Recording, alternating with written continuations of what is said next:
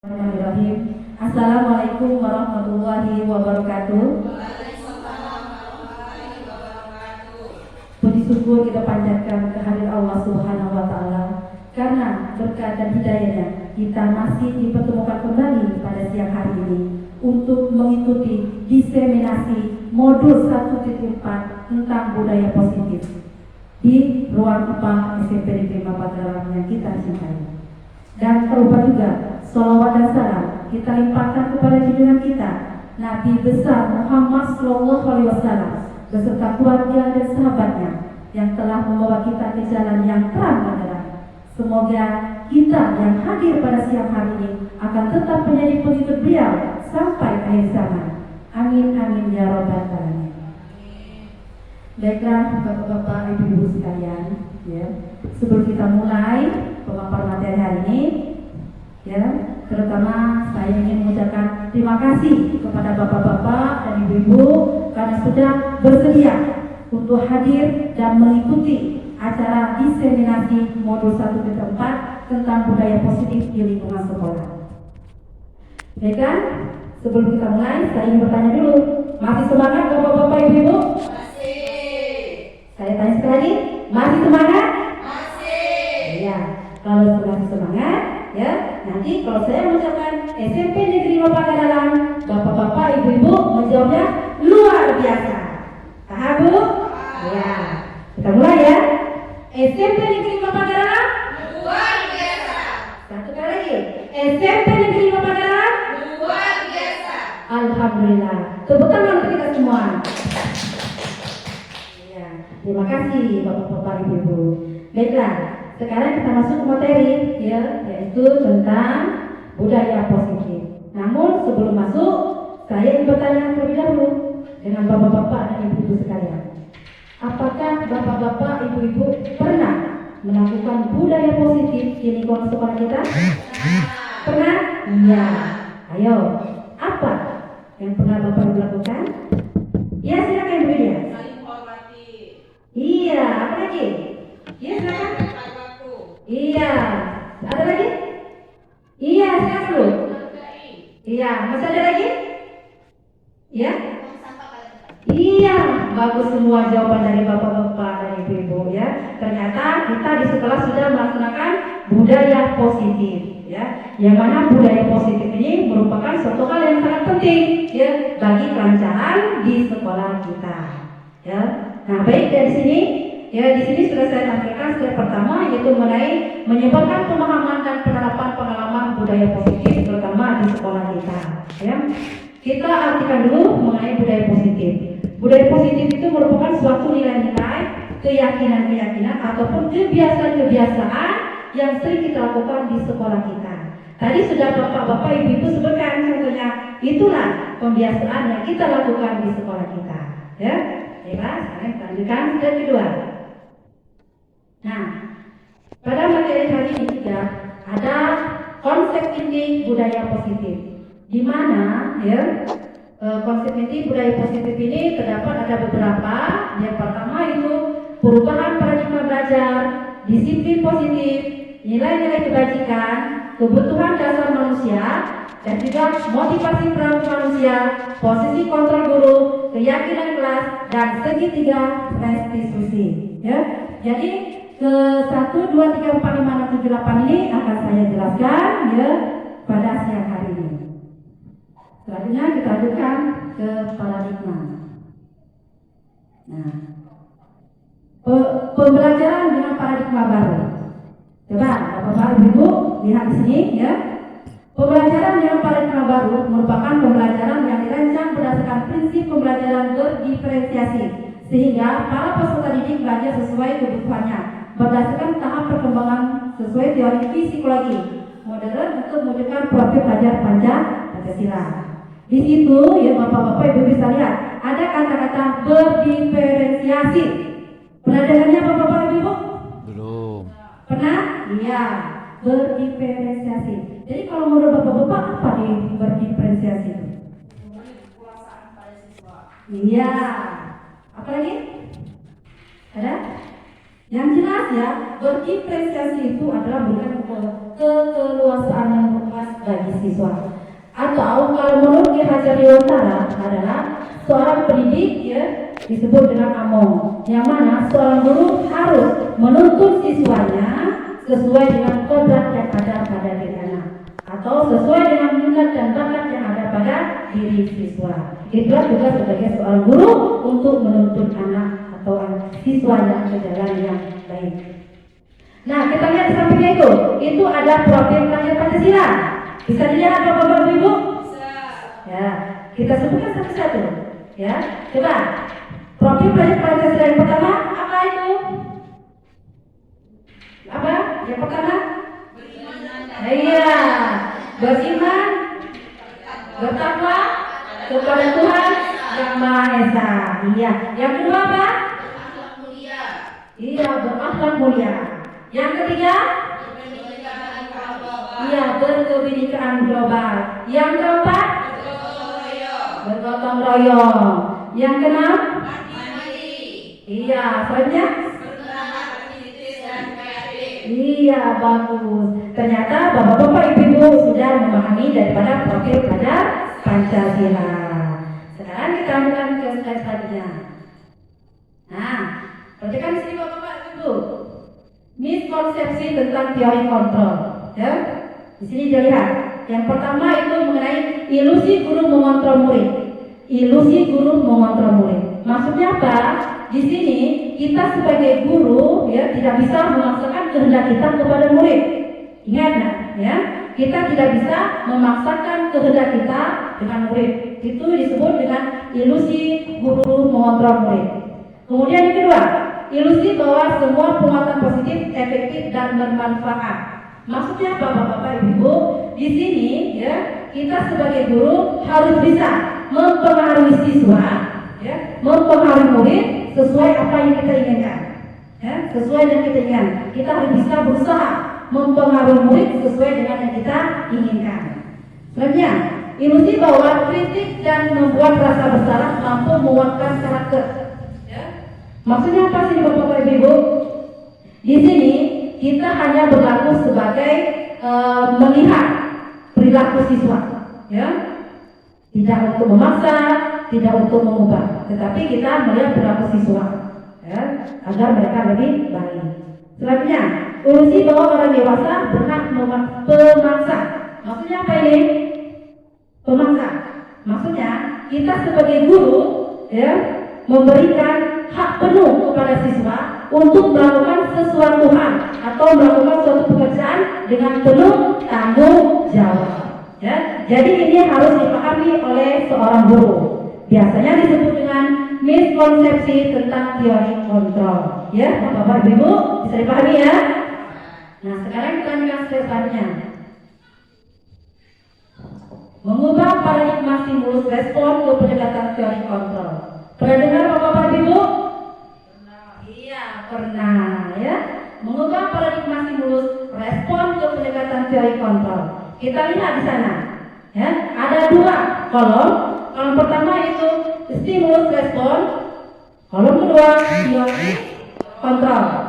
Nah, maksud dari stimulus respon ini, ya, kita sebagai guru, ya, harus memberikan suatu reaksi akibat atau sebab kepada siswa, ya, dengan mengubah siswa itu menurut keinginan kita. Kita bisa mengubahnya. Kita bisa mengubah siswa menurut keinginan kita dengan sebab akibat yang ada. Itu disebut dengan stimulus respon. Sedangkan dari teori kontrol itu kebalikan dari stimulus kontrol. Kebalikan dari stimulus respon. Jadi kalau teori kontrol itu seorang guru tidak bisa mengubah sikap siswa. Yang bisa mengubahnya cuma diri siswa tersebut. Tidak bisa. Siapapun tidak akan bisa mengubahnya kecuali siswa itu sendiri. Itu yang disebut dengan teori kontrol. Di sini bisa lihat kita lihat kata-katanya dari stimulus respon itu realitas atau kebetulan kita sama. Semua orang melihat hal yang sama. Kita mencoba mengubah orang agar berpandangan sama dengan kita. Perilaku buruk tidak sebagai suatu kesalahan. Orang lain bisa mengontrol saya bisa mengontrol orang lain. Pemaksaan ada pada saat bukan dagang. kemudian model berpikir menang atau kalah. Itu adalah stimulus respon. Kemudian kalau teori kontrol, bisa kita baca di sini Bapak-bapak Ibu. Realitas atau kebutuhan kita berbeda. Tidak sama kan? Kalau yang sebelahnya tadi kita sama, tapi kalau teori kontrol berbeda. Kemudian kita bisa lihat di sini lagi. Nah, setiap orang memiliki gambaran berbeda. Kita berusaha memahami pandangan orang lain tentang dunia. Semua perilaku memiliki tujuan. Hanya Anda yang bisa mengontrol diri Anda. Anda tidak bisa mengontrol orang lain. Kolaboratif dan konsensus menciptakan pilihan-pilihan baru. Kemudian model berpikir menang-menang. Jadi beda ya pernyataan dari stimulus respon dengan teori kontrol. Sudah paham Bapak Ibu? Ya, kita lanjutkan. Nah, sini disiplin positif. Ya, disiplin positif. Pernah dengar? Nah, ya. Disiplin positif ya kalau berasal dari kata disiplina, yang artinya apa? Belajar. Kemudian pengertian dari disiplin positif itu apa? Kita baca bersama-sama. Merupakan salah satu cara penerapan disiplin yang bertujuan untuk menumbuhkan kesadaran serta memberdayakan peserta didik tanpa imbalan penghargaan atau reward, ya, ancaman ataupun hukuman. Itu adalah pengertian daripada disiplin positif. Kemudian juga, kita sebagai pendidik bertujuan untuk menciptakan peserta didik yang memiliki disiplin diri, sehingga mereka berperilaku mengacu kepada nilai-nilai kebajikan universal dan memiliki motivasi intrinsik dalam perubahan perilaku ke arah yang lebih baik. Ya? Jadi kita harus memiliki motivasi intrinsik agar bisa mengubah ya, menjadi lebih baik. Itulah disiplin positif yang kita ketahui. Sekarang kita lanjutkan ke slide selanjutnya. Nilai-nilai kebajikan. Bisa dilihat Bapak Ibu? Nah, tapi di sini ada nilai-nilai kebajikan. Kita ambil saja mengenai kita, karena kita adalah sekolah, jadi kita benar-benar sebagai profil pelajar Pancasila. Tadi kita sudah menyebutkan profil pelajar Pancasila. Nah, ini adalah nilai-nilai kebajikan yang harus kita terapkan di lingkungan sekolah kita. Ya, tadi sudah beriman bertakwa kepada Tuhan Yang Maha Esa, berakhlak mulia, berkebajikan global, gotong royong, mandiri, kreatif, dan bernalar kritis. Ini adalah nilai-nilai kebajikan yang harus kita terapkan di lingkungan sekolah kita agar siswa kita menjadi siswa yang berkarakter yang bisa diandalkan. Paham Bapak Ibu? Ya, sekarang kita lanjutkan lagi. Kebutuhan dasar manusia. Ya, di sini. Kebutuhan dasar manusia. Kebutuhan dasar manusia adalah segala sesuatu yang kita lakukan untuk mendapatkan apa yang kita inginkan. Seluruh tindakan yang kita lakukan memiliki tujuan tertentu, dan semua usaha terbaik yang kita lakukan adalah dalam rangka agar kebutuhan dasar kita terbaik. Ya, bisa dilihat Bapak Ibu? Bisa? Ya. Yang pertama apa? Iya, bertahan hidup. Berikutnya apa bertahan hidupnya?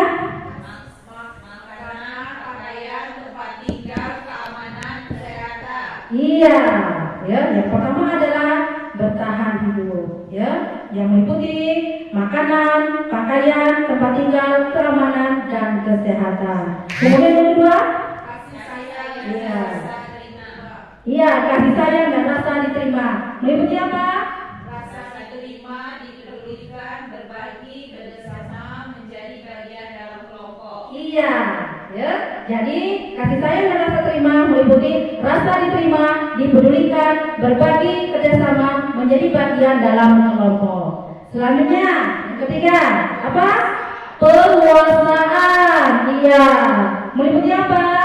Diri, keinginan untuk dianggap, memimpin, berprestasi, diakui, didengar. Iya, jadi di dalam kebutuhan dasar manusia penguasaan ini meliputi harga diri, keinginan untuk dianggap, memimpin, berprestasi, berdiskusi, dan didengar.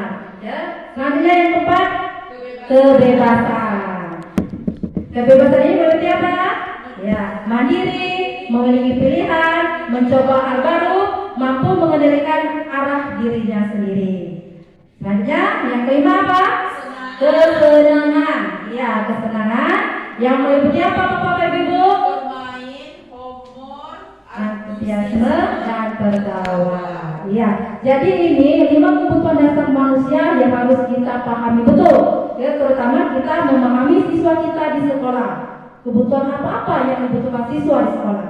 Ya, bukan kebutuhan kita saja, tetapi kebutuhan siswa yang harus kita perhatikan sama sekali. Ya, baiklah, kita lanjutkan lagi Bapak Ibu. Sekarang ke sini, motivasi perilaku manusia. Bisa dilihat sini?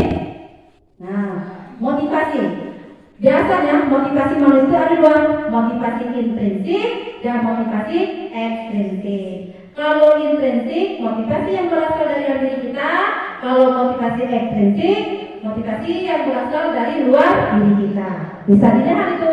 Ya, kalau ekstrinsik untuk menghindari ketidaknyamanan atau hukuman, untuk mendapat imbalan atau penghargaan dari orang lain. Karena ekstrinsik dilihat dari luar. Sedangkan kalau intrinsik ya dari dalam, apa itu?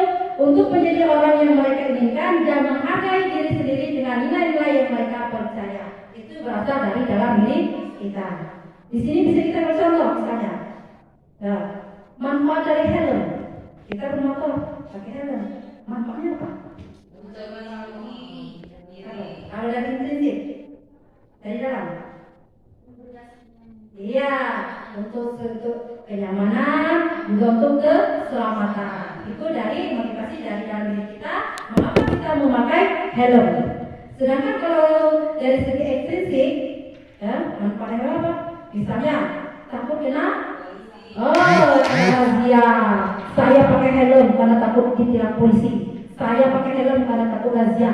Itu karena motivasi dari ekstrinsik. Jadi beda ya Bapak Ibu, motivasi dari intrinsik dan motivasi ya. Sekarang kita lanjutkan lagi. Nah ini hukuman, konsekuensi dan restitusi. Pernah dengar Bapak Ibu hukuman, konsekuensi dan restitusi? Pernah? Iya. Kalau hukuman dan konsekuensi pasti setiap hari kita dengar, apalagi di sekolah. Kalau murid tidak tahu apa yang akan terjadi, ya, kemudian juga bersifat satu arah, selanjutnya berupa hukuman fisik atau psikis, atau fisik, ya. Inilah adalah hukuman, ya. Sedangkan konsekuensi, kalau konsekuensi itu secara terencana, ya, karena suatu melanggar aturan pasti akan ada konsekuensinya. Selain itu juga murid tetap dibuat tidak nyaman. Selanjutnya juga sikap guru yang selalu memonitor murid. Itu adalah konsekuensi, ya. Baiklah, sekarang restitusi, yang mana kita baru saja mendengarnya kata-kata restitusi, ya. Belum hidup ya, Bapak Ibu. Baiklah, kalau restitusi ini adalah proses menciptakan kondisi bagi murid untuk memperbaiki kesalahan. Ya, proses menciptakan kondisi bagi murid untuk memperbaiki kesalahan. Ya, kemudian yang kedua, proses kolaboratif yang mengajarkan murid untuk mencari solusi sendiri. Jadi maksud dari restitusi ini, ya, kita sebagai guru jangan langsung memulai siswa. Jangan langsung memulai siswa, akan tetapi ya, biarkan siswa untuk menyelesaikan masalahnya sendiri. Itu namanya restitusi. Ingat Bapak Ibu, jangan lagi ya tidak tahu ya apa itu dengan arti dari restitusi. Ya, restitusi ini alangkah lebih baiknya kalau kita laksanakan di sekolah, apalagi kita sebagai guru. Selanjutnya, ya.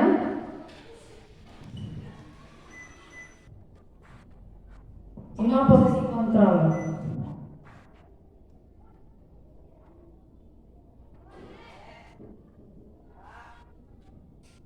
Ya, sebentar ya, kita lihat dulu sini. Masih loading sepertinya. Karena tadi mati lampu, ya.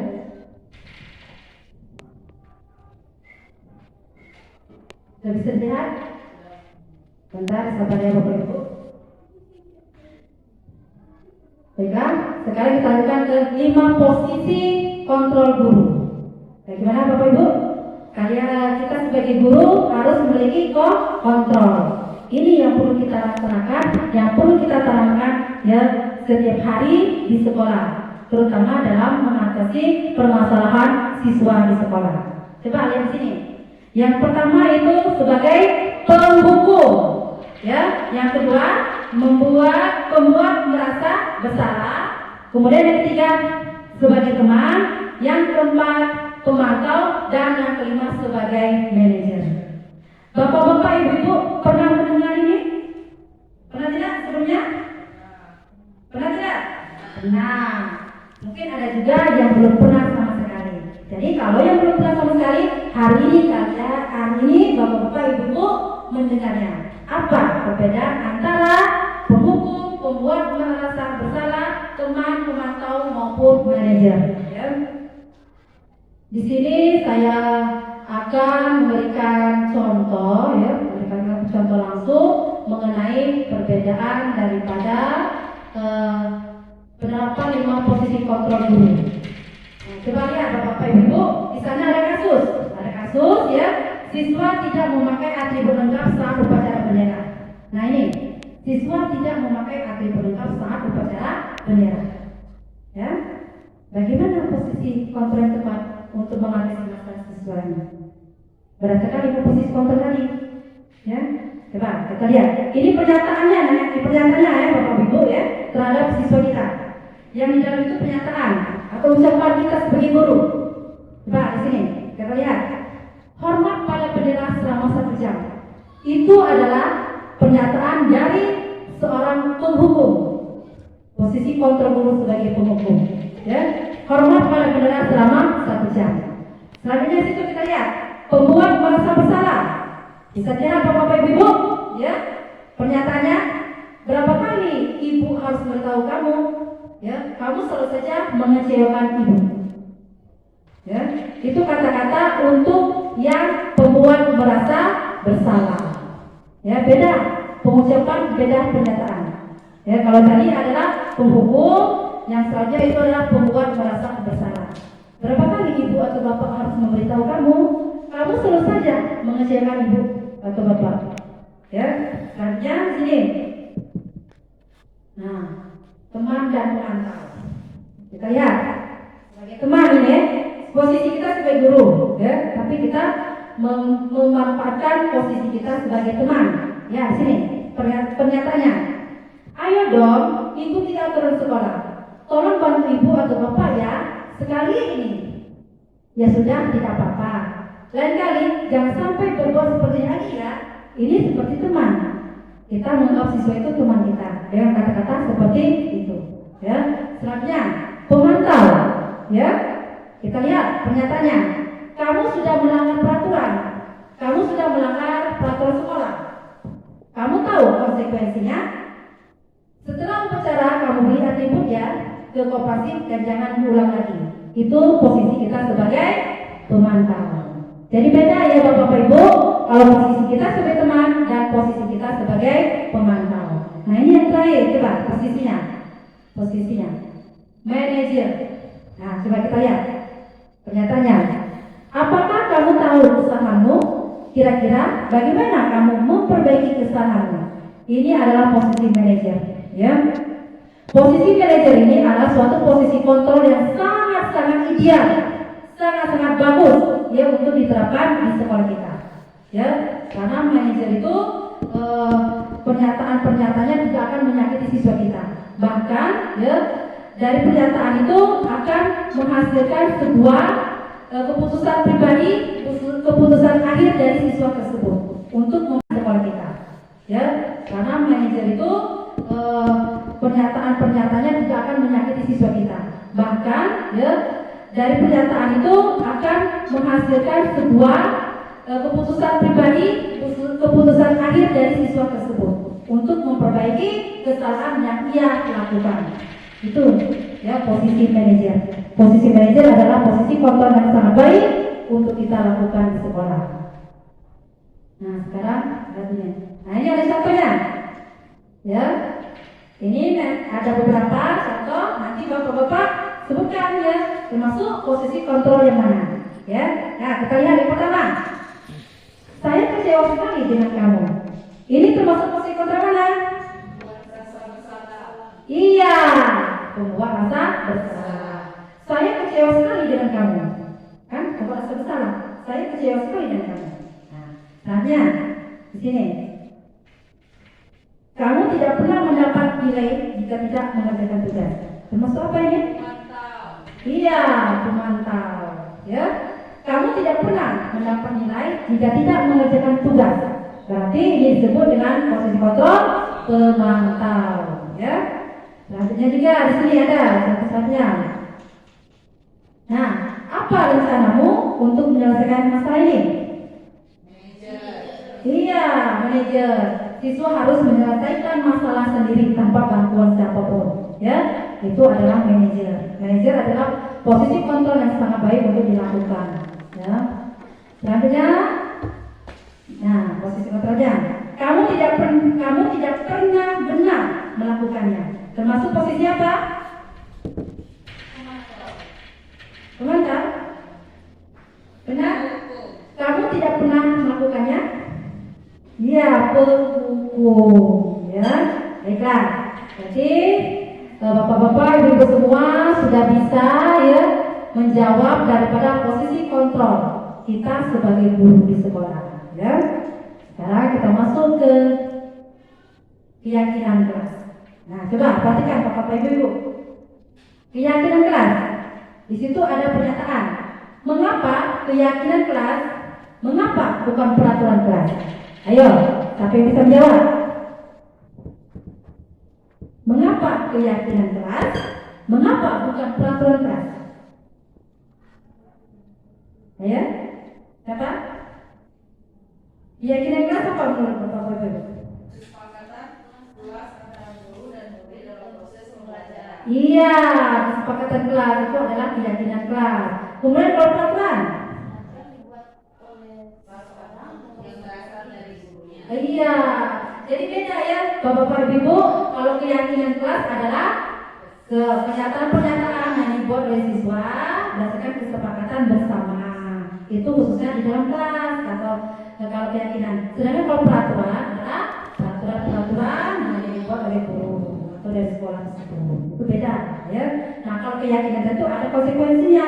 Itu dibuat oleh siswa itu sendiri. Sekarang perhatikan. Nah ini pembentukan keyakinan kelas. Tadi kita baca bersama Bapak Ibu.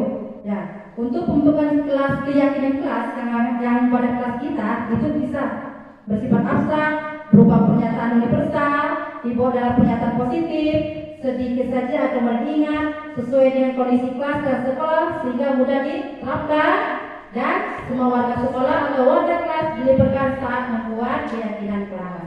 Gambar di sampingnya itu adalah cara kita untuk menentukan pernyataan atau keyakinan kelas secara bersama. Ya. Yang perlu diingat juga Bapak Ibu, untuk kata-kata atau pernyataan di dalam keyakinan kelas tidak boleh menggunakan kata-kata tidak, jangan, dilarang. Ya, gunakanlah kata-kata yang positif. Bisa diambil contoh misalnya, datang tepat waktu, buang sampah pada tempatnya, rajin belajar, rajin sekolah, ya. Jangan pakai kata-kata tidak boleh, jangan atau dilarang, ya. Bisa dipahami Bapak Ibu? Ya, karena kita lanjutkan. Segitiga restitusi. Nah, segitiga restitusi. Suatu proses dialog yang dijalankan oleh guru agar dapat menghasilkan murid yang mandiri dan bertanggung jawab. Ya, restitusi. Bisa dilihat nomor sebelahnya, itu adalah segitiganya. Ya, tahap pertama itu menstabilkan identitas.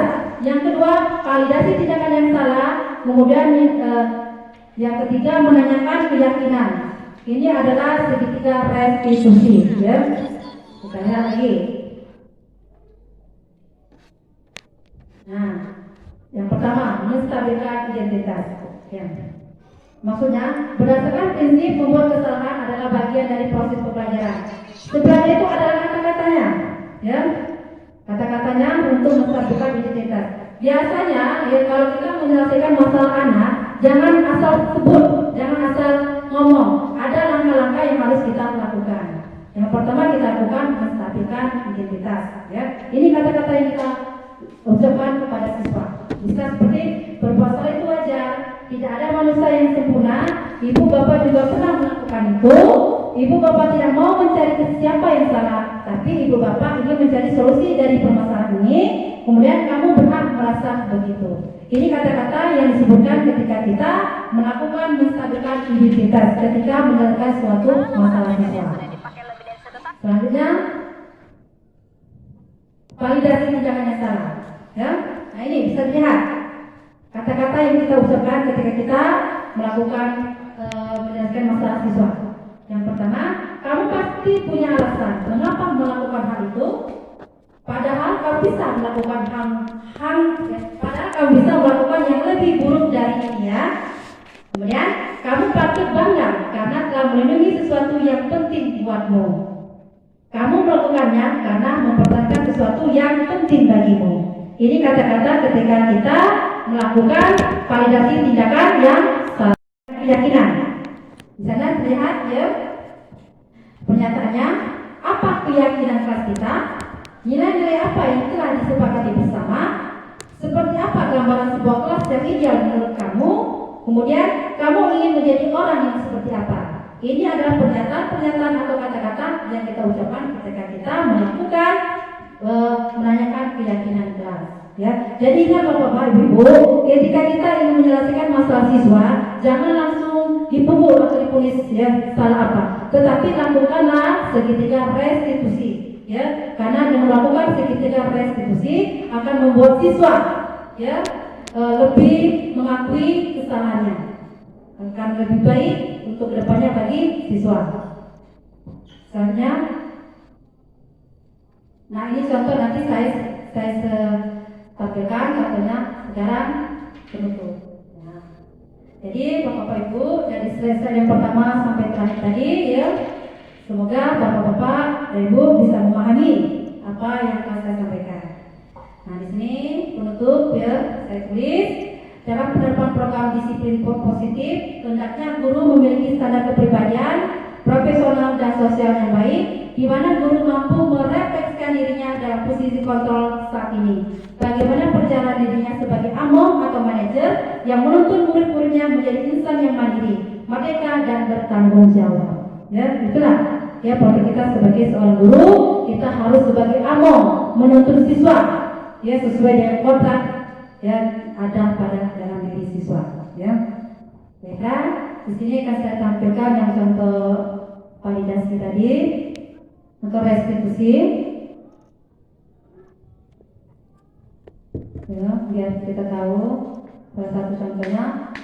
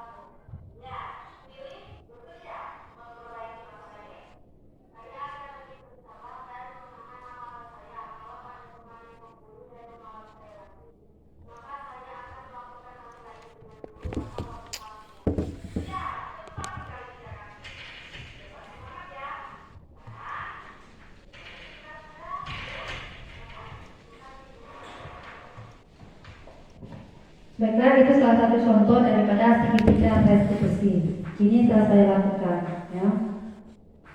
Sekarang kembali. Baik, terima kasih ya kepada bapak-bapak ibu sudah sedia ya dari awal sampai selesai mengikuti daripada diseminasi budaya positif pada modul 1.4 ya yang saya ikuti sekarang ini. Semoga bermanfaat ya bagi kita semua. Saya secara pribadi mengucapkan terima kasih yang sedalam-dalamnya kepada Bapak dan Ibu. Ya, semoga kita tetap sehat ya, tetap menjadi seorang guru panutan bagi siswa kita.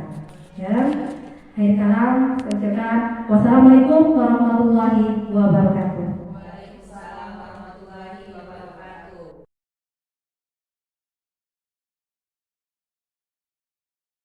Selamat pagi anak-anak. Ya. Assalamualaikum warahmatullahi wabarakatuh. Waalaikumsalam warahmatullahi wabarakatuh. Bagaimana kabarnya? Baik. Sehat? Sehat. Alhamdulillah kalau sehat. Sudah sarapan semua? Sudah. Sarapan apa tadi pagi nak? Masih. Iya, ya. Sarapan itu adalah faktor utama bagi kesehatan kita. Baiklah anak sekalian, untuk mempercepat waktu ya, sesuai janji kita minggu kemarin ya, bahwa hari ini kita akan melanjutkan tentang keyakinan kelas yang kita buat kemarin. Yang mana keyakinan kelas itu kemarin itu adalah suatu peraturan ataupun tata tertib yang harus kalian taati di dalam kelas. Baiklah, sekarang mulaikan ya. Tulis ya. Keyakinan kelas yang kita sepakati. Tulis nih. Tulis. Ya, silakan. Tempel, kasih. Nanti Pak pilih mana jawaban yang benar. Iya, iya. Terus. Tempel aja. Nah, tempel saja. Itu pun apa-apa. Nanti kita baca. Ya. Dari hasil jawaban kalian, ini hampir semua sama, jadi kita ambil saja ya yang sesuai. Disimpulkanlah ada 7 kesepakatan kelas atau 7 keyakinan kelas yang harus kita taati. Ya, yang pertama itu harus disiplin. Yang kedua, kerapian kelas. Yang ketiga, menjaga kebersihan. Yang keempat, datang tepat waktu. Yang kelima, belajar dengan tekun. Keenam, datang pagi ketika piket. Selanjutnya yang ketujuh, rajin piket kelas. Ya. Jadi ini adalah kesepakatan kelas yang harus kita taati bersama. Pemerintah untuk mengisi, ya, tanda tangan di sini bahwa ini sudah sah, tidak bisa dilanggar. Apabila dilanggar akan terkena sanksi atau konsekuensi. Ya, baik. Sekarang kita mulai silakan. Langsung berdiri naik kalau selesai yang lainnya langsung berdiri. Sini ucapkan ya, semoga apa yang disampaikan tadi bermanfaat bagi kami semua. Ya. Ibu akhiri dengan wassalamualaikum warahmatullahi wabarakatuh. Waalaikumsalam